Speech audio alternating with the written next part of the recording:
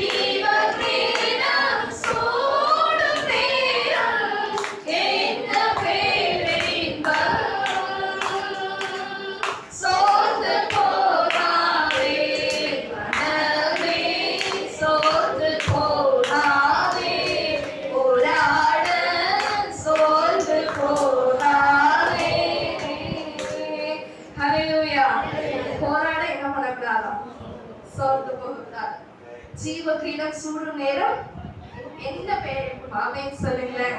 என்னதான் பாடுகள் பட்டாலும் ஃபைனலா ஆண்டவருக்கு ஜீவ கிரீடத்தை பெறும் பொழுது இந்த பாடல் எல்லாம் ஒன்றும் இல்லாமல் போயிடும். ஆமென் சொல்லுங்களேன். எடுத்து வாசிக்கலாமா? யாக்கோபு 1:12.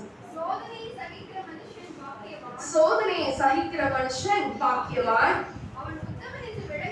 அவர் உத்தமன் என்று விளங்கின பின்பு கர்த்தர் தம்மிடத்தில் அன்பு கூறுகிறவர்களுக்கு வாக்குத்தத்தம் பண்ணின ஜீவ கிரீடத்தை பெறுவார். எல்லாரும் அல்லேலூயா சொல்லுவாங்க. அல்லேலூயா. சோதனையை சகிக்கிற மனுஷன் பாக்கியவான். என்னது சோதனை வரும், அதை சகிக்கணும். ஆனா நம்ம சகிக்கிறதுக்கு முன்பதாகவே என்ன பண்ணிடுவோம், எனக்கு மட்டும்தான் அப்படின்னு சொல்லி ஆரம்பிச்சு நம்ம பேசுற வார்த்தைகள் எல்லாம் என்னது சொல்லுங்களேன், அவிசுவாசமான வார்த்தைகள். எனக்கு மட்டும்தான் இந்த பிரச்சனையா, எனக்கு மட்டும்தான் இந்த போராட்டமான்னு சொல்லி ஆரம்பிச்சு நம்ம அந்த சோதனையை சகிக்கிற தன்மை இல்லாதவர்களாய் போயிடுவோம். ஆமென் சொல்லுங்களேன். அப்போ நம்ம ஆண்டவர் சொல்கிறார், சோதனையை சகிக்கிற மனுஷன் பாக்கியவான். சோதனை என்ன பண்ணணும், சகிச்சுக்கணும். நிறைய விஷயங்கள்ல வந்து குடும்பத்துல என்ன பண்றோம், சகிச்சு ஒருத்தருக்கு ஒருத்தர் சகிச்சு வாழ்த்துதான் என்ன பண்றோம், கடந்து போயிட்டு இருக்கோம். ஆனா ஒரு பாடுகள் ஒரு சோதனை வரும் பொழுது சகிக்கிறவர்களா இருக்கிறோமா? இன்னைக்கு நம்மள நாம கேட்டு பார்ப்போம். எத்தனை கேள்வி ஆண்டவரை பார்த்து கேட்கிறோம், எனக்கு மட்டும் ஏன் இந்த மாதிரி தரீங்க, அவங்க எல்லாம் நல்லா தானே இருக்காங்க. எத்தனை தடவை கேட்கிறோம். ஆண்டவர் சொல்றாரு, சோதனை என்ன பண்ணிக்கமா, கொஞ்சம் சகிச்சுக்க. சகிச்சாதான் என்னது, அதுல வந்து உத்தமன், அவன் உத்தமன் என்று விளங்கின பின்பு, அதாவது சகிச்சா மட்டும் பத்தாது, அதுல அவங்க என்ன ஆகணும், உத்தமனா ஆகணும். ஆமென் சொல்லுங்களேன். யோபு உத்தமனும் சன்மார்க்கனும். அவன் உத்தமனா விளங்கினானா, அவனுக்கு சோதனை வந்தது, அவன் உத்தமனா இருந்தான். தன் நாவினால என்ன செய்யல, பாவம் செய்யவே இல்லை. நாம செய்யற மிகப்பெரிய தப்பு, நம்ம நாவினால நம்ம பாவம் செய்து கொண்டே இருக்கிறோம். ஆண்டவரே என்னை எந்த பாதையில நடத்துறீங்க, எனக்கு ஒண்ணுமே புரியலையே, இந்த சோதனை எதுக்காக என்னோட வாழ்க்கையில நீங்க அனுமதிச்சிருக்கீங்க, மாறி மாறி என்னத்தான் கேட்டுட்டு இருக்கோம். கர்த்தருடைய சமூகத்துல கேட்டுட்டு இருக்கிறோம். கேள்வி கேட்கிறவங்களா இருக்க கூடாது, சகிக்கணும். ஆமென் சொல்லுங்களேன். இந்த சோதனையில ஆண்டவர் என்னை உத்தமனா விளங்க பண்ணணும்னு சொல்லி என்ன பண்ணணும், அதை சகிக்கிறவர்களாய் காணப்படணும். எடுத்து வாசிப்போம். யாக்கோபு 1ஆம் அதிகாரம் 2ஆம் வசனம் 3ஆம் வசனம். என் சகோதரரே, நீங்கள் பலவிதமான சோதனைகளில் அகப்படும் போது உங்கள் விசுவாசத்தின் பரீட்சையானது பொறுமையை உண்டாக்கும் என்று அறிந்து அதை மிகுந்த சந்தோஷமாக எண்ணுங்கள். ஆமென் சொல்லுவோமா? அதை எப்படி என்னணுமா? நீங்கள் பலவிதமான சோதனைகள் அகப்படும் போது உங்கள் விசுவாசத்தின் பரீட்சையானது பொறுமையை உண்டாக்கும் என்று அதை மிகுந்த சந்தோஷமாக எண்ணுங்கள். சொல்லுங்களேன், எனக்கு வர சோதனையை நான் எப்படி எண்ண போறேன்? சொல்றதுக்கே பயமா இருக்கா? சொல்லுங்க, அதை மிகுந்த சந்தோஷமா எண்ணுவேன். ஆமென் சொல்லுங்களேன். சொல்லுங்க, ஆமென் சொல்லுங்க. ஏன்னா அதை மிகுந்த சந்தோஷமா எண்ணணும். அங்க என்ன நடக்குது? நீங்க பலவிதமான சோதனையில அகப்படும் பொழுது விசுவாசத்துக்கு ஒரு பரீட்சை நடக்குது. அந்த விசுவாச பரீட்சையில நம்ம தோத்துட்டே இருக்கிறவங்களா இருக்கிறதுனாலதான் ஆண்டவரை பார்த்து என்ன பண்றோம்? கேள்வி கேட்டுக்கிட்டே இருக்கிறோம். எனக்கு ஏன், எனக்கு மட்டும் ஏன், இதை ஏன் என்னோட வாழ்க்கையில அனுமதிச்சீங்க? இதை நான் உங்ககிட்ட இருந்து என்ன பண்ணல, எதிர்பார்க்கவே இல்லை. நான் உங்களை உண்மையா பின்பற்றினேன், உத்தமமா பின்பற்றினேன். ஆனா எனக்கு ஏன் இந்த சோதனை? உங்களுக்கு ஏன் அந்த சோதனை? விசுவாசத்தின் பரீட்சை நீங்க எழுதிட்டு இருக்கீங்க. அது பொறுமையை உண்டாக்கும் என்று அதை மிகுந்த சந்தோஷமாய் எண்ணுங்கள். ஆமென் சொல்லுங்களேன். நம்ம அதை எப்படிப்பட்டதா எண்ணணும்? மிகுந்த சந்தோஷமா. இது ஒரு விசுவாச பரீட்சை. இந்த பரீட்சையில நான் என்ன பண்ணணும்? பாஸ் பண்ணணும். உங்க பிள்ளைங்களை பரீட்சைக்கு அனுப்பும் போது என்ன பண்றீங்க? நெத்திய தொட்டு என்ன பண்றீங்க? தலைய தொட்டு ஏசப்பா என் பையன் படிச்சதெல்லாம் என்ன பண்ணிடணும், ஞாபகத்துல இருக்கணும், அவன் பாஸ் பண்ணணும். உங்களுக்கு அதே பரீட்சை தான். எப்போ ஒரு சோதனை வரும்போது ஓகே, ஆண்டவர் என்ன பண்றாருன்னா பரீட்சைக்கு தயார்படுத்திட்டாரு. அப்ப ஆண்டவரோட ஆசை என்ன? என் பிள்ளை இந்த பரீட்சையில ஜெயிக்கணும், இந்த பரீட்சையில அவன் பாஸ் பண்ணணும். நல்லா படிக்கிற பிள்ளைங்களுக்கு எக்ஸாம்ல ரொம்ப ஹாப்பி. ஏன்னா 100 மார்க்ஸ் எடுத்தா ஏதோ ஒரு கிஃப்ட் கிடைக்கும். நல்லா ஃபர்ஸ்ட் ரேங்க் வாங்கிட்டா அம்மா ஏதாவது தருவாங்க, அப்பா ஏதாவது தருவாங்க, இல்லை டீச்சர் ஏதாவது தருவாங்க.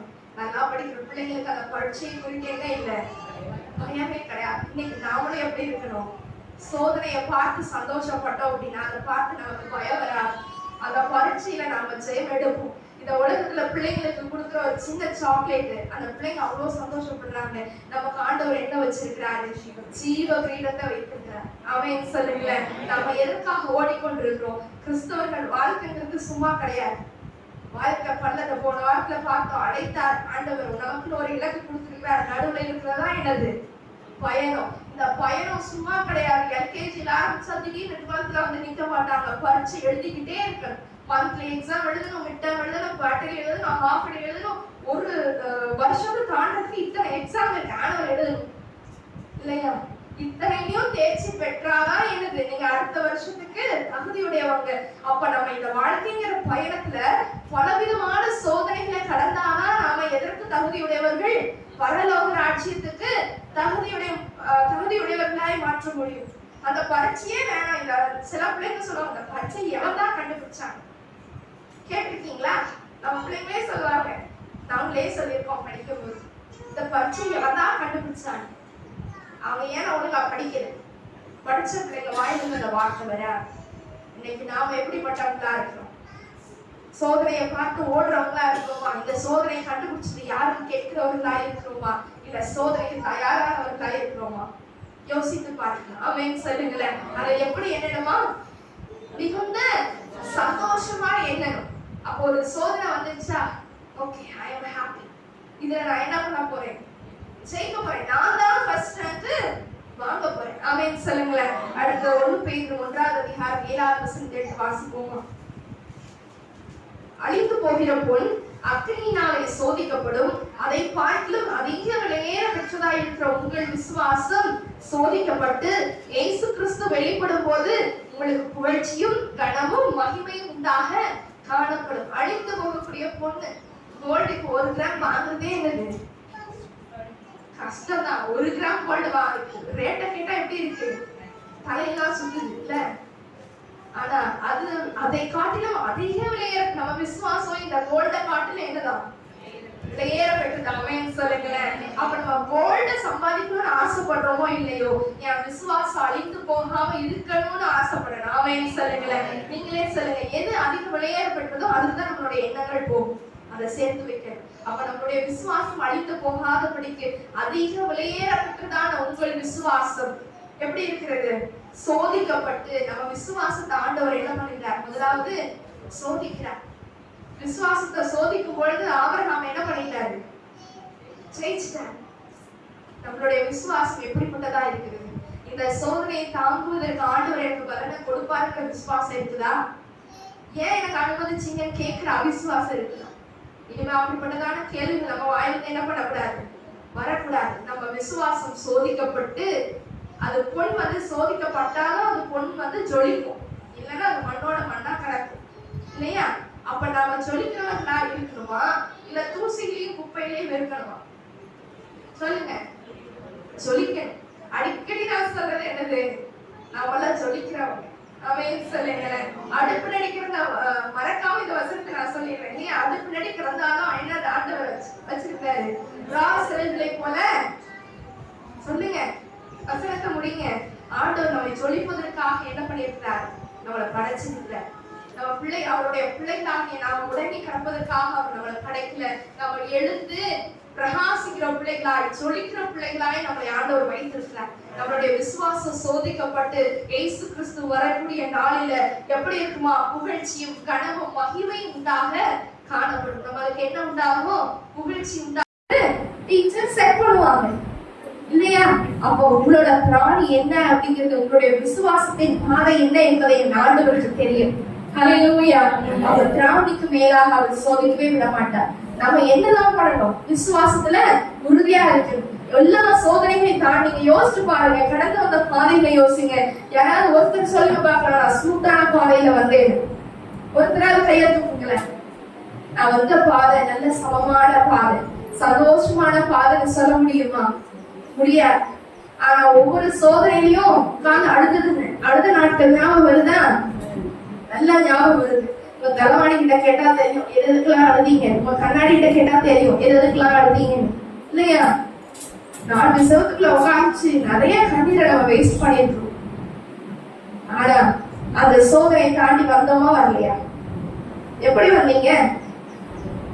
உங்க வாய்தான சொல்லிச்சு, எனக்கு ஏன் இந்த பிரச்சனை, இது எப்படி என்னால தாங்க முடியும்? உங்க கண்கள் ஏன் அழுதுச்சு? அதை தாங்க முடியாது, இந்த பாடு என்னால தாங்க முடியலன்றதுனாலதான் என்ன வந்தது? கண்ணீர் வந்துச்சு. ஆனா அதை தாண்டி வந்தீங்கல்ல. எப்படி வந்தீங்க?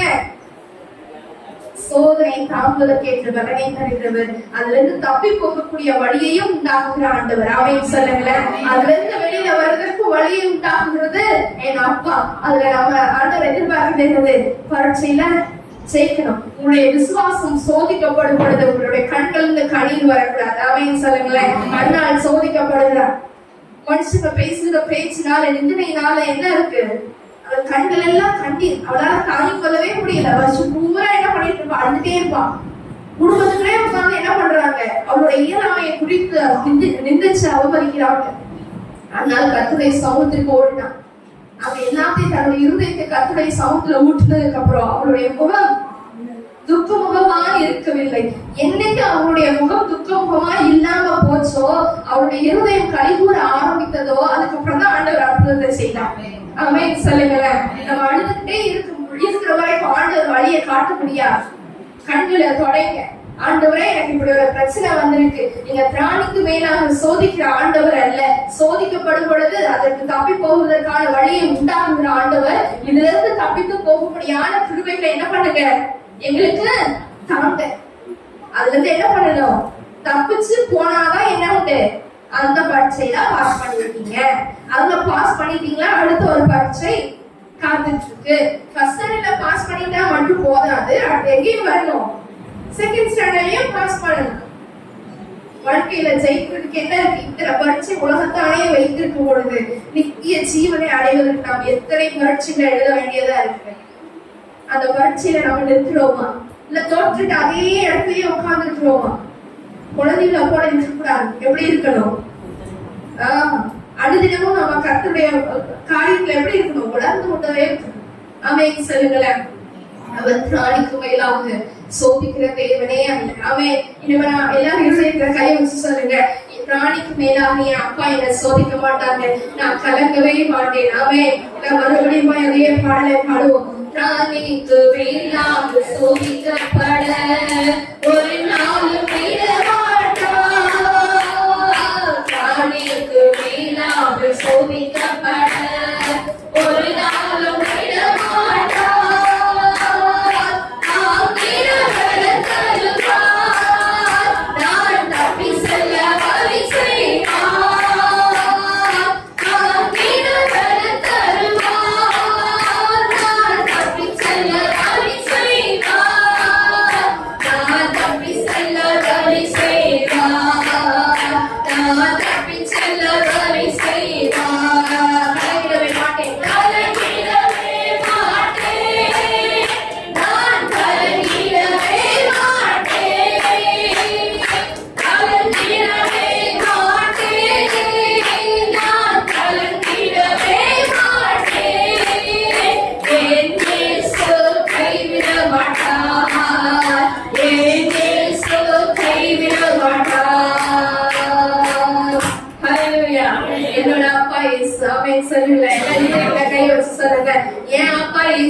என்னை கைவிடவே மாட்டார். ஹல்லேலூயா. என்னோட அப்பா இயேசு என்னை கைவிடவே மாட்டார். அதனால நான் என்ன பண்ண மாட்டேன்? கலங்கவே மாட்டேன். ஹல்லேலூயா. கலங்க வருமா? சோர்ந்து போவீங்களா? போவே கூடாது. இந்த தலவாணி நனையவே கூடாது. அவன் சொல்லுங்க, உங்க கண்கள் இருந்து கண்ணீர் என்ன பண்ணக்கூடாது? வேஸ்ட் பண்ணவே கூடாது. வீட்டுக்கு போனோடனே நான் வெயிட் பண்ணலாம். ஆனா என்ன பண்ணக்கூடாது? கர்த்தர் இதை அனுமதித்தார். அனுமதித்தெல்லாம் என்னது? நன்மைக்காக. நடத்திடும் பாதைகளும் நன்மைக்காக. அதினரின் காலத்துல நேர்த்தியாய் செம்மை எனக்காக எல்லாத்தையும் என்ன பண்ணுவார்? செய்து முடிப்பார். ஹல்லேலூயா. எடுத்து வாசிக்கலாம். எபிரேயர் 2ஆம் அதிகாரம் 12ஆம் வசனம். எபிரேயர் 2:18. அவர் தாமே சோதிக்கப்பட்டு பாடுபட்டதினாலே அவர் சோதிக்கப்படுகிறவர்களுக்கு உதவி செய்ய வல்லவராய் இருக்கிறார். ஹல்லேலூயா சொல்லுவோமா? அவர் சோதிக்கப்பட்டவர். ஹல்லேலூயா. அவர் இந்த உலகத்துல வந்தபோது எல்லா பாடையும் அனுபவிச்சாரா இல்லையா? மனுஷங்க அவங்க கேவலமா பேசினாங்க, ஆண்டவர் கேவலமா பேசினாங்க, நிந்திச்சாங்க, அவமதிச்சாங்க. ஆண்டவர் எல்லாத்தையும் சமைத்தார். நீங்க அந்த பாதையில போயிட்டு இருக்கீங்கன்னா ஆண்டவர் அந்த பாதையை ஏற்கனவே கடந்துட்டார். அதுல எப்படி உங்களோட இருக்கணுங்கிறது ஆண்டவருக்கு தெரியும். உங்களுக்கு என்ன பண்ணுறார்? அவர் சோதிக்கப்படுகிறவர்களுக்கு உதவி செய்ய அவருடைய தாடி மயிரை பிடிச்சு இழுத்தாங்க. ஆண்டவர் சமைச்சார். யாருக்காக? நமக்காக சமைத்தார். ஆண்டவருக்காக நாம எதை சமைச்சுட்டு இருக்கோம்? எதையுமே சகிக்க மாட்டேங்கிறோம். ஒண்ணு வந்தா எனக்கு மட்டும்தான் சொல்றோம். அவங்களுக்கு எல்லாம் அது இல்லை. ஒண்ணு தெரிஞ்சுக்கோங்க, ஆண்டவர் உங்களை சோதிக்கிறாருன்னா நீங்க பொண்ணா விளங்கணுங்கிறதுக்காக. அவன் சொல்லுங்க, நீங்க பொண்ணா விளங்கணும். அப்ப அவரோட செல்ல பிள்ளைன்னு நினைச்சுக்கோங்க. ஹல்லேலூயா. தான் நேசிக்கிற பிள்ளையதான் என்ன பண்றாரா? சிக்ஷிக்கிறார். அப்ப நமக்கு ஒரு சிக்ஷை வந்துருச்சுன்னா அவர் என்னையும் உங்களையும் ரொம்ப நேசிக்கிறார். ஹல்லேலூயா சொல்லுவோமா? ஏசப்பா நம்ம மேல என்ன வச்சிருக்கிறாரு? அன்பு வச்சிருக்கிறார். இந்த உலக மனுஷன் என்ன பண்ணலாம்? கைவிடலாம். இன்னைக்கு நாளும் எல்லாரோட அன்பு ஒரே மாதிரி இருக்காது. ஒரு நாள் அவங்களோட சாயம் என்ன ஆகும் தெரியும். எல்லாருடைய அன்பு ஒரே மாதிரி கடைசி வரைக்கும் வராது. என் அப்பாவோட அன்பு என்னது? நேற்றும் இன்றும் என்றும் மாறாத அன்பு. ஹல்லேலூயா. ஆகாருடைய காரியங்களை பாருங்களேன். ஆகாரை அவருடைய வாழ்க்கையில என்ன பண்றா? எல்லாராலையும் கைவிடப்பட்டு ஓடுறா. முதல் தடவை ஆண்டவர் பேசுறார், திரும்பி போ. உன் ஆட்சியா அன்னைக்கு என்ன பண்ண? அவன் கையில கீழே அடங்கி இரு. அவன் கஷ்டப்படுத்துறாங்கன்னு தெரியும். ஆனா ஆகார் கீழ்படித்தாரா இல்லையா? கீழ்படிச்சு திரும்பி போய் அடங்கி இருந்தா. மறுபடியும் அதே சூழ்நிலைதான். மறுபடியும் அதே மனாதத்துல அழுகிறா. என் புள்ள சாகத்தை நான் பார்க்க மாட்டேன், கண்ணீர் விட்டு கதறான். இப்போ ஆண்டவர் சொல்றாரு, உன்னை நான் என்ன பண்ணுவேன்? பெரிய ஜாதி ஆக்குவேன். ஆண்டவர் அந்த வாக்கு நிறைவேற்றினார். ஆகார் மூலமாக அந்த சந்ததி ஆண்டவரால் கட்டப்பட்டது அல்ல. ஆனா என்னது? ஆகார் கர்த்தருடைய வார்த்தைக்கு கீழ்ப்படிந்தார். ஆமென் சொல்லுங்களேன். ஒருவேளை ஆண்டவர் போன தடவை சொல்லும் போது நாச்சியார் அன்னைக்கு போய் நீ அவள் கையில கீழே அன்னைக்கு இருன்னு சொல்லும் பொழுது இந்த ஆகார் கீழ்ப்படியாமல் போயிருந்தா அந்த வம்சம் கலைந்திருக்கா, பெரிய ஜாதி ஆக்கி இருக்க முடியாது. அவள் போய் அந்த சோதனையை சகிக்கிறவளாய் காணப்பட்டாள். அவளால சோதனையை சகிக்க முடியல. என்னைக்கு ஆண்டவர் அவளோடு கூட பேசினாரோ அன்னைக்கு போய் சகிக்க ஆரம்பித்தார். ஆமென் சொல்லுங்களேன். சகிக்கணும். முதல்ல ஆகார் ஓடி வரும்போது சகிச்சு ஓடி வந்தாலும் சகிக்காம ஓடி வந்தாலும் சகிக்க முடியல. சாரா படுத்துற பாட்டை என்ன பண்ண முடியல, சகிக்க முடியல. சகிச்சு இருந்தா அடுத்து சாராலும் ஆபரகாமும் அவங்க வெளியில அனுப்புற வரைக்கும் அவங்க ஏதான் சகித்து கொண்டிருந்தா. ஆமென் சொல்லுங்களேன். வெளியில வந்தா ஆண்டவர் என்ன பண்ணாரு, நீ பட்ட பாடு போதும், வனாந்தரத்துல தண்ணீர் துறவை காட்டுனார். அவ்வளவு நேரம் வனாந்தரத்துல சுற்றி திரிந்தால் என்று வேத வசனம் சொல்லுகிறது. அவ்வளவு நேரமாய் அவருடைய கண்களுக்கு படாத தண்ணீர். அப்பொழுதுதான் ஆண்டவர் என்ன பண்றார், தண்ணீர் துறவை காட்டினார். ஆமென் சொல்லுங்களேன். ஆகார் அழகாய் ஆண்டவருக்கு பேர் வைத்தார். என்னை காண்கிற தேவனை நான் இவ்விடத்தில் கண்டேன் அல்லவா என்று சொல்லி தன்னோட பேசின கர்த்தருக்கு நீர் என்னை காண்கிற தேவன். ஆமென் சொல்லுங்களேன். உங்களுக்கு ஒரு சோதனை வரும்பொழுது என் அப்பா என்ன பார்த்துட்டு இருக்கான், என்னை காண்கிற தேவன் என்னை பார்த்து கொண்டிருக்கிறான். ஏதோ ஒரு நோக்கம், குறித்த கால தரிசனம் இன்னும் வைக்கப்பட்டிருக்கு. ஆமென் சொல்லுங்களேன். ஆராதனையில ஆண்டவர் நம்மளோட அதிகமா இடைப்பட்டார். ஹல்லேலூயா. சோர்ந்து போய் வந்திருக்கிற ஒவ்வொருவரை பார்த்து ஆண்டவர் சொல்லுகிறார், சோர்ந்து போகாத, உன் கூட என்ன இருக்கிறேன், நான் இருக்கிறேன், நான் உனக்கு சொன்னதை செய்யும் அளவு உன்னை விட்டு விலகுவதும் இல்லை, உன்னை கைவிடுவதும் இல்லை. ஆமென் சொல்லுங்களேன். இந்த கையை வச்சு சொல்லுங்க, கர்த்தர் எனக்கு சொன்னதை செய்யும் அளவு அவர் என்னை கைவிடுவதும் இல்லை, என்னை விட்டு விலகுவதும் இல்லை. ஹல்லேலூயா. அவர் எனக்கு சொன்னதை செய்யும் அளவு. ஹல்லேலூயா. யோசுவாவுக்கு சொன்னார், மோசேயோடு கூட இருக்கிறது போல உன்னோடு கூட நான் இருக்கிறேன். நம்ம பலனை தருகிறார், சோதனை தாங்குவதற்கேற்ற பலனை தருகிறார், அல்லது தப்பி போவதற்கான வழியை உண்டாக்குகிறார், சோதிக்கப்படுகிறவர்களுக்கு உதவி செய்கிறார். ஆமென் சொல்லுங்களேன். அவன் உதவி செய்கிற நேசரா இருக்கிறார். ஹல்லேலூயா. ஹல்லேலூயா. அடுத்ததாக எடுத்து வாசிப்போம். 1 பேதுரு 4 அதிகாரம் 19 வசனம். 1 பேதுரு 4:19. ஆகையால் தேவனுடைய சித்தத்தின்படி பாட அனுபவிக்கிறவர்கள் நன்மை செய்கிறவர்களாய் தங்கள் ஆத்துமாக்களை உண்மையுள்ள சிருஷ்டிகர்த்தாவாகிய அவருக்கு ஒப்பு கொடுக்க கடவர்கள். நம்ம எப்படி பாட அனுபவிக்கிறோம்னா, தேவனுடைய சித்தத்தின்படி பாட அனுபவிக்கிறவர்கள் நன்மை செய்கிறவர்களாய் தங்கள் ஆத்துமாக்களை உண்மையுள்ள சிருஷ்டிகர்த்தாவாகிய அவருக்கு ஒப்பு கொடுக்கணுமா. நம்ம பாட அனுபவிக்கிறோம் அப்படின்னா முதல்ல என்ன வேணும், நம்மளுடைய ஆத்மாவை ஒப்பு கொடுத்துடணும். கர்த்தாவே என்னுடைய ஆவி ஆத்மா சரியிட்டு உடைய கருத்துல ஒப்பு கொடுக்குறேன். இந்த சோதனைலாம் என்ன பண்ணிடக்கூடாது, நான் தப்பு செஞ்சிடக்கூடாது. சோதனை தப்பு செய்யவும் என்ன பண்ணணும், தூண்டிடு. ஆமென் சொல்லுங்களேன். யாக்கோபுல அழகான வசனம் இருக்குது, அவள் தன் சுய இச்சையினாலே இழுக்கப்பட்டு சிக்குண்டு சோதிக்கப்படுகிறார். தன் சுய இச்சையினாலே இழுக்கப்பட்டு, சிம்சோனுடைய காரியங்கள் பாருங்களேன், இழுக்கப்பட்டான். அங்க ஒரு சோதனை வந்துச்சு. அதுக்கு அவன் என்ன பண்ணிருக்கலாம், கர்த்தருடைய அபிஷேகம் தான் எனக்கு முக்கியம் வந்திருந்தானா அவன் அதை செய்கிறவனாக காணப்பட்டிருப்பான். ஆனா அந்த அவன் எப்படிப்பட்டவனாயிட்டா, தோற்று போயிட்டான். எது ஜெயிச்சது, அவனுடைய மாம்சம் என்ன ஆயிடுச்சு, இச்சையில போய் விழுந்துச்சு. நம்ம அதனால ஒரு பாடு வரும்பொழுதே என்ன சொல்லிட்டோம், பாடு வருதோ இல்லையோ டெய்லி காலையில இருந்துச்சு, ஏசப்பா என் ஆவி ஆத்மா சரீரம் எல்லாத்தையும் என் கருத்துல ஒப்பு கொடுக்குறேன். ஆமென் சொல்லுங்களேன். ஹல்லேலூயா. அப்ப நம்ம எல்லாத்தையும் ஆண்டவர்கிட்ட ஒப்பு கொடுத்துட்டோம் அப்படின்னா, வேகம் போன்ற கிடைக்கிறதான சாட்சியம் சூழ்ந்து கொண்டிருந்தால் அது எல்லாவற்றையும் உதறி தள்ளி ஓடக்கூடிய அனுபவத்தை ஆண்டவர் நமக்கு தருவார். ஹல்லேலூயா. யோசேப்புக்கும் அதே பாதைதான், ஆனா அவன் ஜெயிக்கிறவராய் காணப்பட்டான். அவன் அதுல என்ன பண்ணல, இழுக்கப்படல. அதனால அவன் மறுபடியும் பலவிதமான பாடு அனுபவிக்க வேண்டியதா இருந்தது. ஆனால் எப்படிப்பட்டவன் இருந்தான், புகழ்ச்சியும் கனமும் மகிமையும் உண்டாகத்தக்கதான பாடாயிருந்தது.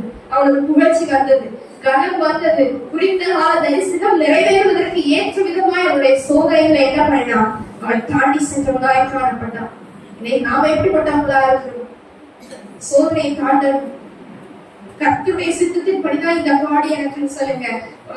சும்மா சொல்லி பாருங்களேன். நீங்க வந்து ஏதாவது ஒரு பிரச்சனை வருது அப்படின்னு வைங்களேன், ஏசப்பா இந்த பாதையில நான் போறது உங்களுக்கு சித்தமா, ஓகே ஐ எம் ஹாப்பின்னு சொல்லி பாருங்க. நிஜமா சொல்றேன், உங்களுடைய உள்ள சந்தோஷத்தினால நிரப்பப்படும். ஹல்லேலூயா. இந்த பாதையில போறது என் அப்பாவுக்கு பிடிக்குமா, என் அப்பாவுக்காக இது எனக்கு ஓகே தான் சொல்லுங்க. என் அப்பாவுக்காக இது எனக்கு ஓகே தான். இந்த பாதையில நான் நடத்தப்படுவது உங்களுக்கு சித்தமா ஏசப்பா, சந்தோஷமா இருக்கிறேன். அந்த பாதையை ஆண்டவர் சீக்கிரமாய் மாற்றுவார். உங்களை கஷ்டப்படுத்தி பார்க்கறது என் அப்பாவுக்கு பிடிக்காது. நீங்கள் கவலையோட இருக்கக்கூடிய முகத்தை பார்ப்பது என் அப்பாவுக்கு பிடிக்காது. ஆமென் சொல்லுங்களேன். சூழ்நிலையை மாற்றுவார். ஹல்லேலூயா. தேவனுடைய சித்தத்தின்படி பாட இருக்கிறவர்கள் இக்காலத்து பாடுகள் இனி வரும் மகிமைக்கு ஒப்பிடத்தக்கவைகள் அல்லவே. 1 பேர் 5:10 எடுத்து வாசிப்போம். கிறிஸ்து இயேசுவுக்குள் நித்திய மகிமைக்கு எதற்கு அழைத்தார்? நம்மை தமது நித்திய மகிமைக்கு அழைத்தவராயிருக்கிற சகல கிருபையும் பொருந்திய தேவன் தாமே கொஞ்ச காலம் பாட அனுபவிக்கிற உங்களை சீர்படுத்தி ஸ்திரப்படுத்தி பலப்படுத்தி நிலைநிறுத்துவார். பாட எவ்வளவு? கொஞ்ச காலம். நம்மளுடைய பாடுகள் கொஞ்ச காலம் தான். நம்முடைய கொஞ்ச காலம் பாட அனுபவிக்கிற நம்மள ஆண்டவர் என்ன பண்றாரு? சீர்படுத்துகிறார், ஸ்திரப்படுத்துகிறார், அடுத்தது பலப்படுத்துகிறார், நிலைநிறுத்துகிறார். ஆமென் சொல்லுங்களேன். சீர் செய்ய வேண்டிய இடத்துல நம்ம சீராக்கப்படணும். ஸ்திரமா இருக்க வேண்டிய இடத்துல ஆண்டவர் ஸ்திரப்படுத்துவார். பலனற்று போன சூழ்நிலை ஆண்டவர் நம்மளை பலப்படுத்துகிற ஆவியானவராய் இருக்கிறார். கடைசி ஆண்டவருடைய சமூகத்தை நிலைநிறுத்துவார். ஹல்லேலூயா, ஹல்லேலூயா. நம்மளுடைய ஓட்டம் கர்த்தருடைய சமூகத்துல போய் நம்ம எப்படி இருக்கணும்? நிலைநிற்கிறவர்களாய் இருக்கணும். நிற்கிறேன் என்று சொல்கிறவன் விடாப்பிடிக்க எச்சரிக்கையாய் இருக்கிறது. எப்படி விழுந்து போவோம்? சோதனை வரும்பொழுதுதான் நம்ம விழுந்து போவோம். ஆமென் சொல்லுங்களேன். அது வரைக்கும் நின்று இருப்போம். திடீர்னு ஒரு புயல் காட்சி வருது அப்படின்னா நம்மள என்ன ஆகும்? அதுல ஆண்டவர் என்ன பண்ணுகிறார்? நம்மளை சீர்படுத்துகிறார், ஸ்திரப்படுத்துகிறார். அதுல தாங்குவதற்கேற்ற பலனை கொடுத்து நம்மை பலப்படுத்தி வைக்கிறார். கடைசியா கர்த்தருடைய சமூகத்துல வந்து நிற்க வைப்பார். ஆமென் சொல்லுங்களேன். நாம எல்லாரும் எப்படிப்பட்டவங்களா இருக்கணும்? விழுந்து போகிற பிள்ளைகளா இருக்கக்கூடாது. இன்னைக்கு நிற்கிறேன், நான் நிற்கிறேன் திரும்பி பாராட்டி கொண்டே இருந்தோம்னா நாளைக்கு நம்ம விழுந்து கிடக்கும். ஆமென் சொல்லுங்களேன். ஆண்டவர் என்னை நிற்க வைத்திருக்கிறார். நான் நிற்பது கர்த்தருடைய கிருபை. நான் நிர்மூலமாகாது இருக்கிறதும் கர்த்தருடைய கிருபை. அவருடைய அநாதி தீர்மானத்தின்படி நம்மை அழைத்த தேவன் நம்மளை நிற்க வைத்திருக்கிறார். நம்மளை என்ன பண்ணுவார்? நின்றுட்டே இருக்கிறவர்களா இல்ல, நித்திய ஜீவன் உள்ள மகிமை உள்ள இடத்துல என்ன பண்ணுவார்? நிலை நிறுத்துவார். ஜீவ கிரீடத்தை அந்த இடத்துல வைத்துதான் என்ன பண்ணுவார்? தருவார். வாழ்க்கையில முழுசா ஓடிட்டோம், கடைசியா போது ஆண்டவரே எலியாவும் போல சொல்லக்கூடாது. போது ஆண்டவரே என்னால முடியலன்னு என்ன பண்ணக்கூடாது? சொல்லக்கூடாது. இவ்வளவு நாள் எல்லா பாதையுமே கடந்து வர உதவி செய்த தேவன் இதையும் தாண்டுவதற்கு உதவி செய்வார். மலைகளை தாண்டுவேன், கடும் பள்ளங்களை கடந்திடுவேன். ஹல்லேலூயா. சதிகளை முறியடிப்பேன், சாத்தானை ஜெயித்திடுவேன். பாடல் அருமையா இருக்கு. எல்லாத்தையும் ஜெயிச்சு ஜெயிச்சு போய்கிட்டே இருந்தாங்க. என்னது சமமான பாதையில நம்ம போகல, ஏறணும். கரெக்டா முரணான பாதையில ஏறி கடைசியா நிலைநிறுத்தும் பொழுது நம்முடைய உள்ளத்திற்கு வரக்கூடிய சந்தோஷம், அது மாறாத சந்தோஷம், அது ஒரு நித்திய சந்தோஷம், யாரால எடுத்து போட முடியாத அளவுக்கான ஒரு சந்தோஷம். ஆமென் சொல்லுங்களேன். அப்ப இக்காலத்து பாடுகள் எதற்காக? எல்லாமே நன்மைக்கு ஏதுவாக. ஆமென் சொல்லுங்களேன். இக்காலத்து பாடுகள் எதற்காக சொல்லுங்களேன்? எல்லாமே நன்மைக்காக. எடுத்து வாசிக்கலாம். ரோமர் 8:28 வசனத்தை வாசிக்கலாம். ரோமர் 8 அதிகாரம் 28 வசனம். அதுக்கு முன்பதாக 8 அதிகாரம் 18 வசனத்தை வாசிப்போமா? ஆதலால் இக்காலத்து பாடுகள் இனி நம்மிடத்தில் வெளிப்படும் மகிமைக்கு ஒப்பிடத்தக்கவைகள் அல்லவென்று என்கிறேன். காலத்து பாடுகள் நம்மிடத்தில் வெளிப்படக்கூடிய இனி வரக்கூடிய மகிமைக்கு கம்பேர் பண்ணியே பார்க்க முடியாது. நம்ம இந்த பிரச்சனை பெருசுன்னு நினைக்கிறோம் இல்லையா?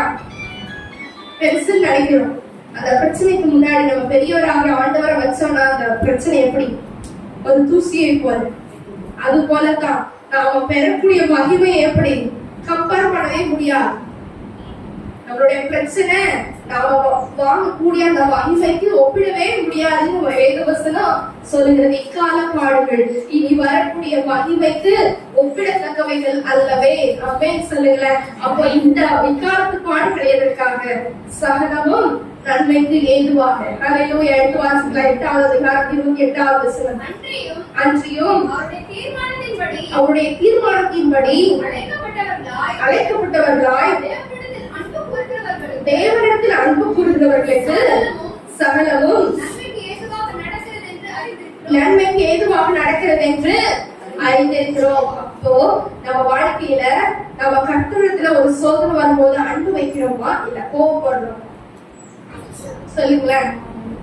வசனம் அழகா சொல்லிருக்கு. தேவனிடத்தில் அன்பு கூறுகிறவர்களுக்கு நம்ம சோதனை வந்தோடனே என்ன ஆண்டவரே அப்படி கேட்கிறோமா? இல்ல ஏசப்பா, ரொம்ப நன்றி ஏசப்பா, இந்த பாதையை எங்களுடைய வாழ்க்கையில அனுமதித்ததுக்காக நன்றி சொல்றோமா? நீங்க நேசிக்கிறவர்களா இருந்தீங்கன்னா அந்த சோதனைக்காக நன்றி சொல்றீங்க. ஹல்லேலூயா. அப்ப ஆண்டவர் என்ன பண்றாரு? தேவனிடத்தில் அன்பு கூறுகிறவர்களுக்கு சகலமும் நன்மைக்கு ஏதுவாக இருக்கிறது. ஹல்லேலூயா. அப்ப நமக்கு வரக்கூடிய பாடுகள், நமக்கு வரக்கூடிய சோதனைகள் எல்லாமே நன்மைக்கு ஏதுவானவைகள். சொல்லுங்களேன். எனக்கு வரக்கூடிய பாடுகள் சகலமும் நன்மைக்கு ஏதுவானது. அதுல ஒரு நல்லது இருக்குப்பா. என்ன இருக்கு? அதுல ஒரு நல்லது இருக்கு. கற்றுக்கொள்ளக்கூடிய பாடம் அதுல இருக்கு. அதுக்கு அடுத்த வசனத்தை வாசிச்சோம்னா, தேவன் எவர்களை முன்னறிந்தாரோ அவர்களை அழைத்து வருகிறார். தேவன் 29வது வசனம். தேவன் எவர்களை முன்னறிந்தாரோ அவர்களை தமது குமாரனுடைய சாயலுக்கு ஒப்பாய் இருப்பதற்கு முன் குறித்திருக்கிறார். எவர்களை முன்னறிந்தாரோ அவர்களை முன் குறித்திருக்கிறார். நம்மளை எல்லாம் எப்போ அறிந்தாராட்டோம்? எரேமியா 1வது அதிகாரம் 5வது வசனத்தை வாசிக்கும் போது, தாயின் வயிற்றில் உருவாக்கும் முன்னே உன்னை அறிந்தேன். ஹல்லேலூயா. எடுத்து வாசிக்கலாமா? எரேமியா 1வது அதிகாரம் 5வது வசனம். நான் உன்னை தாயின் வயிற்றில் உருவாக்கும் முன்னே உன்னை அறிந்தேன். நம்மள உருவாக்குறது அவர்தான். உருவாக்குறதுக்கு முன்னாடி என்ன பண்ணிட்டாரு? முன்னாடியே அறிந்து வைத்தார். அதான் முன்னறிந்தாரோ அவர்களை முன் குறித்திருக்கிறார். ஹல்லேலூயா. அடுத்த வசனம். எவர்களை முன் குறித்தாரோ அவர்களை அழைத்தும் இருக்கிறார். அவர்தான் இன்னைக்கு யாரு? அழைக்கப்பட்டவர்கள். அவர்களை அழைத்தாரோ அவர்களை நீதிமான்களும் ஆக்கியிருக்கிறார். நம்ம யாரு? முன்குறிக்கப்பட்டவங்க, முன்னறியப்பட்டவங்க, முன்குறிக்கப்பட்டவங்க, அழைக்கப்பட்டவர்கள், நீதிமான்கள் ஆக்கப்பட்டவர்கள். அடுத்தது அவர்களை மகிமைப்படுத்தியும் நம்மளை எல்லாம் மகிமைப்படுத்தும்படியாக தான் ஆண்டவர் என்ன பண்றாரு? இந்த சோதனைகளை எல்லாம் அனுமதிக்கிறார். ஹல்லேலூயா. அப்ப இந்த சோதனையில என்ன கடைசி ரிசல்ட் எழுது? மகிமைப்படுத்துகிறார், நீதிமான்கள் ஆக்குகிறார். நம்மளை இந்த நாள் நம்மளுக்கு எல்லாத்தையும் ஆண்டவரை அழைச்சிருக்கிறார். அதனாலதான் நான் இந்த இடத்துல இருக்கிறேன். அழைத்தவங்களை ஆண்டவர் என்ன பண்ணுவார்? நீதிமான்கள் ஆக்குவார். அவருடைய சொந்த ரத்தத்தினால் உங்களை என்னை கழுவினவர் நீதிமான்கள் ஆக்குவார். ஹல்லேலூயா. கர்த்தருடைய சமூகத்துல வைத்து என்ன பண்ணுவாரு? மகிமை படுத்தியும் இருக்கிறார். ஹல்லேலூயா. ஹல்லேலூயா. அப்போ இந்த வேதத்துல சில காரியங்களை சொல்லுகிறேன். என்னென்ன சம்பவங்கள் எல்லாம் எப்படி வந்திருக்கு, சோதனைகள்லாம் வந்திருக்குன்னா, முதலாவது அண்ணாருடைய வாழ்க்கையில பார்த்தோம். மனிதன் பேசக்கூடிய வார்த்தையினால வந்த ஒரு சோதனை. கண்ணீரே அவருடைய வாழ்க்கையா இருக்குது. வருஷம் எல்லாம் என்ன பண்ணலாம்? அழுது கொண்டே இருந்தார். அவருடைய சக்களத்தை அவருடைய மனசு வேதனைப்படுத்தும்படியா பேசினார். இன்னைக்கு நம்மளுடைய மனதை வேதனைப்படுத்தும்படியா பேசுவதற்கு நிறைய பேர் இருப்பாங்க. அவங்க பேசுகிற வார்த்தை முட்களை போல குத்துகிறதா இருக்கலாம், அது வேதனை உண்டாக்குகிறதா இருக்கலாம். இல்லாதவனை பார்த்து மலடின்னு சொல்றா எப்படி இருக்கும்? பெண்ணாளுக்கு என்ன இருந்தது? குழந்தை இருக்குது. அதை பார்த்து என்ன பண்றா? உனக்கு இல்லையே அப்படின்னு சொல்றா. நம்ம கிட்ட இல்லாத பார்த்து உனக்கு இது இல்லை அது இல்லைன்னு சொல்ற 1000 கூட்டம் இருக்கும். உங்களுடைய கண்களை சப்பா எனக்கு மட்டும் ஏன் இல்லைன்னு கேட்க கூடாது. கர்த்தரை சமூகத்தை நோக்கி ஓடணும். அதை குறித்து நீங்கள் துக்கமுகமாய் இருக்கவே கூடாது. ஹல்லேலூயா. அண்ணாததற்கு பின்பதாக எப்படி இருக்கல? துக்கமுகமாய் இருக்கவில்லை. கர்த்தர் அண்ணாவை நினைத்ததில்லை. அவன் சொல்லுங்கள.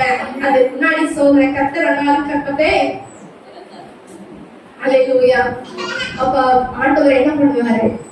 நீங்க அந்த சோதனையை மனுஷங்க பேச பேச காதுல வாங்கிட்டு உட்கார்ந்து அழுதுட்டு இருக்கீங்களா? இல்ல சந்தோஷமா இருக்கிறீங்களா? கர்த்தருக்குள் எப்பொழுதும் சந்தோஷமா இருப்பேன். சந்தோஷமா இருங்கள் என்று மறுபடியும் மறுபடியும் உங்களுக்கு சொல்லுகிறேன். நீங்கள் ஒன்றுக்கும் கவலைப்படாமல் எல்லாவற்றையும் குறித்து ஸ்தோத்திரத்தோடு கூடிய ஜெபத்தினாலும் வேண்டுதலினாலும் தேவனுக்கு தெரியப்படுத்துங்க. ஒருத்தவங்க காயப்படுற மாதிரி பேசுறாங்களா, உங்ககிட்ட இது இல்ல, அது இல்ல, பணம் இல்ல, பொருள் இல்ல, வசதி இல்ல, கார் இல்ல, பங்களா இல்ல, ஏதாவது இல்ல இல்ல இல்ல சொல்றாங்களா? உங்களுக்கு குழந்தை இல்லைன்னு சொல்றாங்களா? ஓடுங்க, கர்த்தருடைய சமூகத்துக்கு ஓடுங்க. இப்போ என்ன சொல்லணும்? இவங்க பாட்டி இப்படி சொல்லிட்டாங்க, நன்றி ஏசப்பான்னு சொல்லுங்க. ஆண்டவர் சூழ்நிலைகளை எல்லாத்தையும் என்ன பண்ணுவார்? மாற்றுவார். அந்நாளுக்கு செய்த ஆண்டவர் உங்களுக்கும் செய்வார். மனுஷன் பேசுகிற பேச்சினால் வரக்கூடிய பாடுகள், சோதனைகள் எல்லாவற்றையும் என்ன பண்ணணும்? சகிக்க. கர்த்தருடைய சமூகத்துல என்ன பண்ணிருங்க? சொல்லிடுங்க.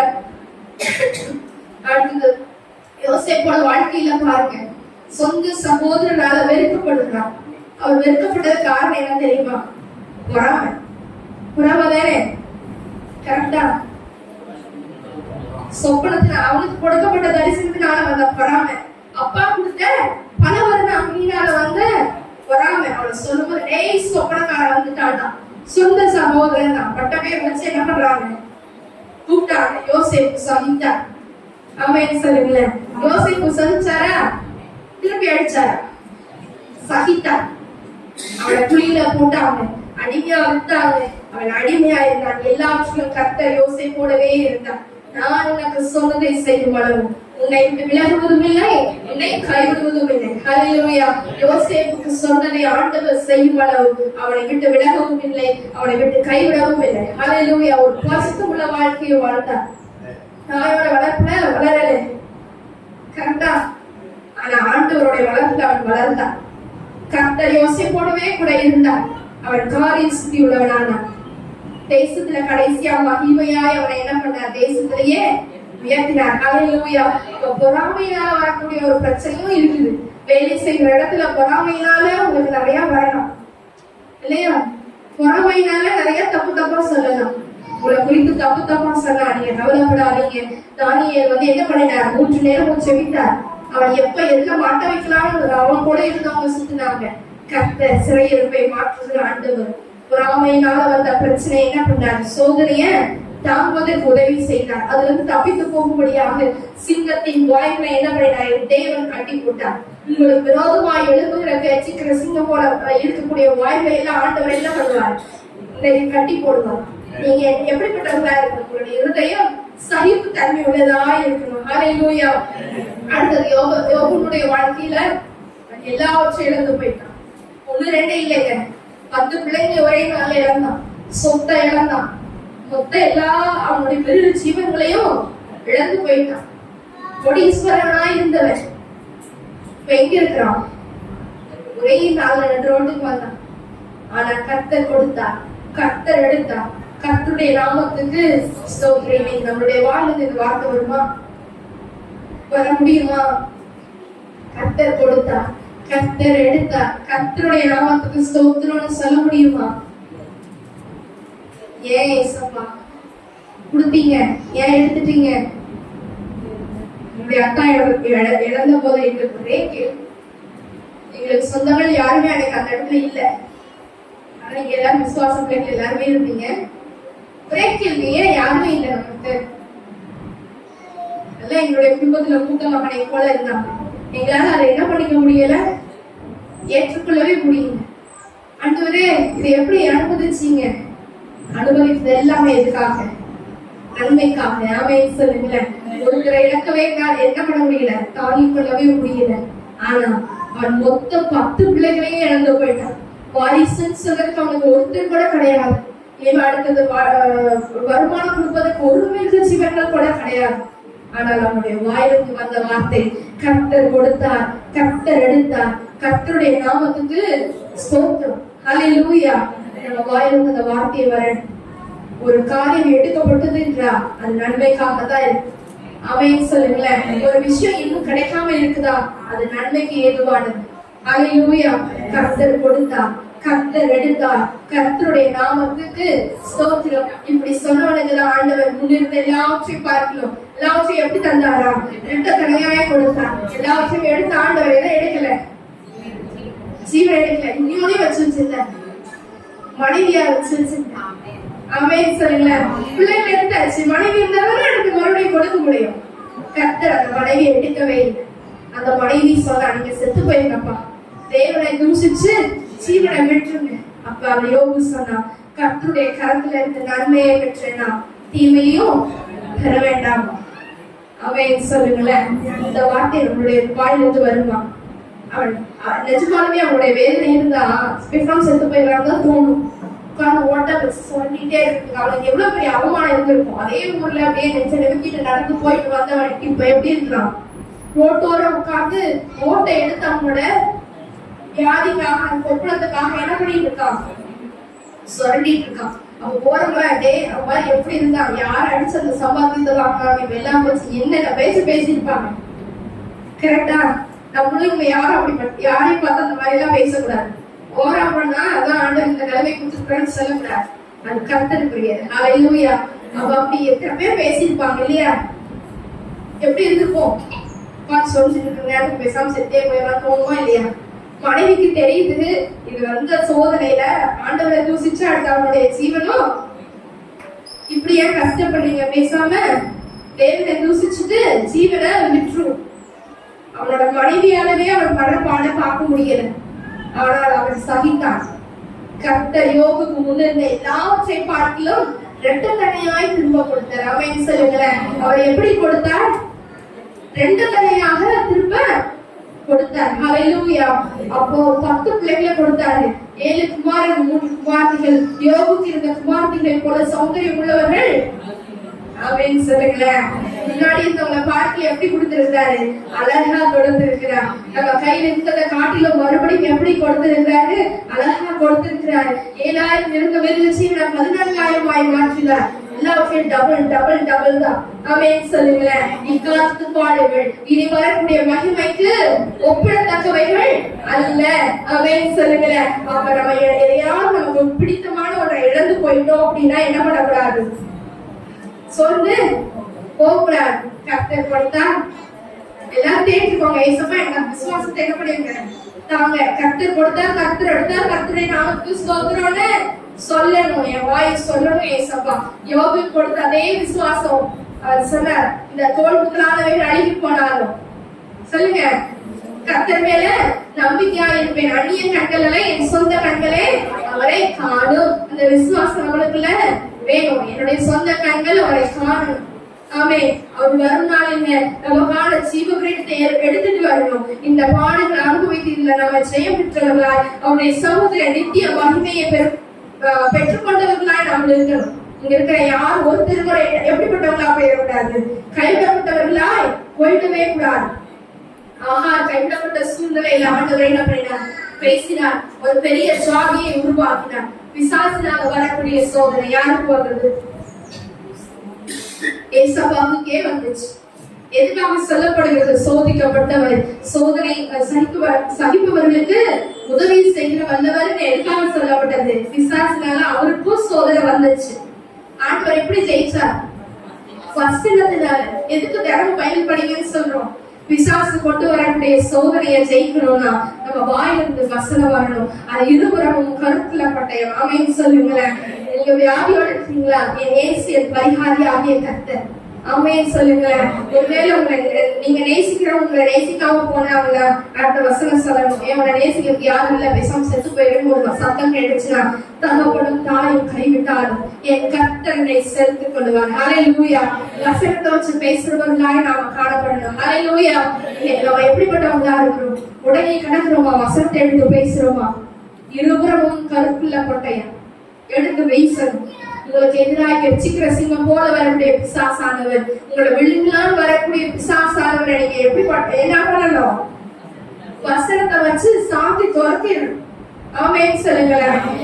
அடுத்தது பவுலுக்கு சீலாவுக்கு என்ன ஒரு சோதனை? கைகளினால எல்லாம் நல்ல அடிக்கிறாங்க. கர்த்தருக்காக பாடல் வீட்டார்கள். நல்ல காயங்கள் இலகுகளால மாட்டப்பட்டிருக்குது. அவங்க என்ன பண்ணாங்க? நடுராத்திரியில பவுலும் சீலாவும் பாடி துதிச்சாங்க. நீங்க பாடுறதும் துதிக்கிறதும் எந்த சூழ்நிலையிலும் நிப்பாட்டவே கூடாது. ஆமென் சொல்லுங்க. நம்மளுடைய வாழ்ந்து வரக்கூடிய பாடல்களோ துதிகளோ எந்த சூழ்நிலையானாலும் என்ன பண்ணக்கூடாது, நிற்க கூடாது. அவள் கைகளில் கட்டப்பட்டிருந்த விலங்குகள் அதிர்ந்து விழுந்தன. சிறைச்சாலை கதவுகள் அதிர்ந்தது, திறக்கப்பட்டது. ஆமென் சொல்லுங்க. ஜெயில்காரன் என்ன பண்ணா, ஐயோ எல்லாம் திறந்து கிடக்குது, எல்லா சங்கிலியா இருந்துச்சு, தப்பிச்சு ஓடிட்டாங்களே, அவனே அவன் குட்டிக்கு பாக்குறான். பவுலும் சீலாவும் சொன்னாங்க, நாங்க இங்கதான் இருக்கோம். ஆமென் சொல்லுங்க. அந்த பாடுகள் எதற்காக? அந்த சிறைச்சாலைக்காரன் ரட்சிக்கப்படுவதற்காக. இன்னைக்கு நாம படுகிற பாடுகள் ஏதோ ஒரு நன்மைக்காக. ஆமென் சொல்லுங்களேன். அப்ப நம்ம எந்த சூழ்நிலையானாலும், இப்ப நம்ம அடி வாங்கிட்டு யோசிச்சு பாருங்களேன், ரத்தெல்லாம் வந்து நம்ம கட்டியே போட வேணாங்க, அவங்க கை கால்கள் எல்லாம் கட்டி வச்சிருந்தாங்கன்னு பார்த்தோம். இரும்பு சங்கிலியில் ஆளை கட்டப்பட்டிருந்தது. நம்மளை கட்டியெல்லாம் போட வேண்டாம். நல்லா 4 அடி அடிச்சு போட்டு போயிட்டாங்கன்னா போதும், ரத்தமும் வர வேண்டாம். 4 அடி மண்டையில வேணாம். மண்டல சொன்ன பயப்படுவீங்க. கையில ஒரு அடி, கால ஒரு அடி, கால் முண்டி நொடி நடக்கிறீங்க. இப்ப முட்டி போட்டு தோணுவீங்க, துதிப்பீங்க, சோத்திரேசப்பா சோத்திரேசப்பா. பவுலும் சீலாவும் எப்படி பண்ணாங்கன்னா பாடி துதி செய்தார். ஆமென் சொல்லுங்களேன். இன்னைக்கு நாம என்ன பண்ணணும், நம்மளை சுற்றி இருக்கு, நம்மளை அடைத்து வைத்திருக்கிற சிறைச்சாலையின் கதவுகள் திறக்கப்படணும்னா அது அதிரணும்னா என்ன வேணும், பாடி துதிக்கணும். பாட பாட கட்டுகள் எல்லாம் என்ன ஆகும், கலந்து விழும். ஆமென் ஹல்லேலூயா. அவ எப்பேற்பட்ட சூழ்நிலையா இருந்தாலும் சரி, கர்த்தருடைய அன்பை விட்டு என்ன பண்ணிடக்கூடாது, பிரிக்கவே கூடாது. ஹல்லேலூயா. சோதனை தாங்கணும்னா உங்களுக்கு ஒரே வழி, கர்த்தராக இயேசு கிறிஸ்து மாத்திரம்தான். ஆமென் சொல்லுங்க. அவர் அதே சோதனையில கடந்து போனவர், அவர் நம்மளுக்காக அடிக்கப்பட்டவர், நம்மளுக்காக ரத்தத்தை சிந்தினவர். ஆமென் சொல்லுங்க. அவர் நம்மளுக்காக அவர் பட்ட பாடல் நம்ம 1% கூட பண்றது கிடையாது. கரெக்டா யோசிச்சு பாருங்க. அத்தனை பாடல்கள் நம்மளுக்காக செய்தவர். நாட்கள் 2 நாட்கள் இருக்கிறோம், அவருடைய சிலுவை காரியங்களை தியானிக்கிறோம், சிலுவை காட்சிகளை குறித்து. ஆனா நம்மளுக்குள்ள எவ்வளவு உணர்வுல இருதயம் உணர்வுகளா இருக்கிறோம். அவர் பட்ட பாடுக்கு முன்பதாக நம்ம படுத்த பாடுகள் எல்லாம் ஒண்ணுமே கிடையாது. நமக்கு இந்த உலகத்துல வரக்கூடிய சோதனைகள் வேதனைகள் எல்லாம் ஒண்ணுமே கிடையாது. சந்தோஷமா என்ன ஆமென் சொல்லுங்களேன். நம்மளுக்கு வரக்கூடிய சோதனைகள் அது என்னது, கர்த்தருடைய நாளில் போது நம்ம மகிமைப்படுத்துவதற்குரியதா இருக்கு.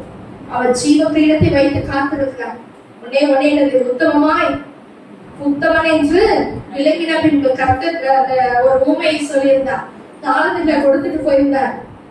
உத்தமனும் உண்மையும் உள்ள ஊழியக்காரனே, நீ கொஞ்சத்துல உண்மையா இருந்தா கர்த்தருடைய அநேகத்துக்கு மேல அதிகாரியாய் வைக்கும்.